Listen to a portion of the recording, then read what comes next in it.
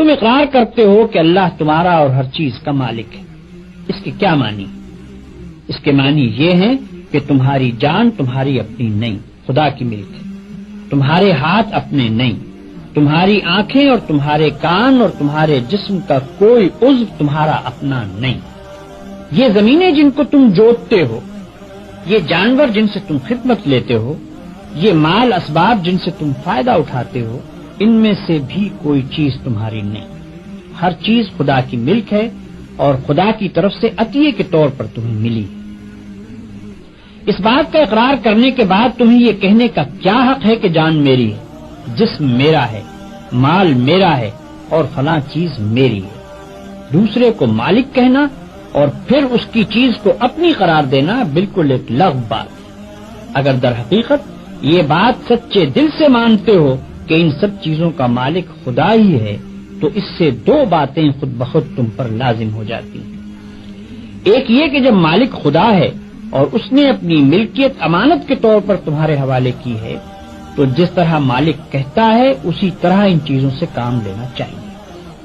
اس کی مرضی کے خلاف ان سے کام لیتے ہو تو دھوکہ بازی کرتے ہو. تم اپنے ان ہاتھوں اور پاؤں کو بھی اس کی پسند کے خلاف ہلانے کا حق نہیں رکھتے.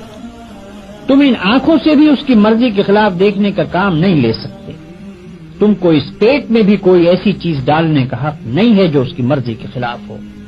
تمہیں ان زمینوں اور ان جائیدادوں پر بھی مالک کے منشا کے خلاف کوئی حق حاصل نہیں ہے.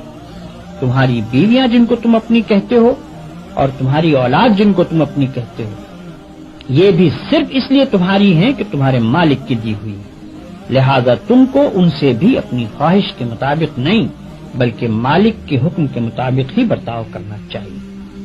اگر اس کے خلاف کرو گے تو تمہاری حیثیت غاصب کی ہوگی. جس طرح دوسرے کی زمین پر قبضہ کرنے والے کو تم کہتے ہو کہ وہ بے ایمان ہے، اسی طرح اگر خدا کی دی ہوئی چیزوں کو تم اپنا سمجھ کر اپنی مرضی کے مطابق استعمال کرو گے یا خدا کے سوا کسی اور کی مرضی کے مطابق ان سے کام لو گے تو وہی بے ایمانی کا الزام تم پر بھی آئے گا. اگر مالک کی مرضی کے مطابق کام کرنے میں کوئی نقصان ہوتا ہے تو ہوا کرے. جان جاتی ہے تو جائے، ہاتھ پاؤں ٹوٹتے ہیں تو ٹوٹیں، اولاد کا نقصان ہوتا ہے تو ہو، مال و جائیداد برباد ہو تو ہوا کرے. تمہیں کیوں غم ہو؟ جس کی چیز ہے وہی اگر نقصان پسند کرتا ہو تو اس کو حق ہے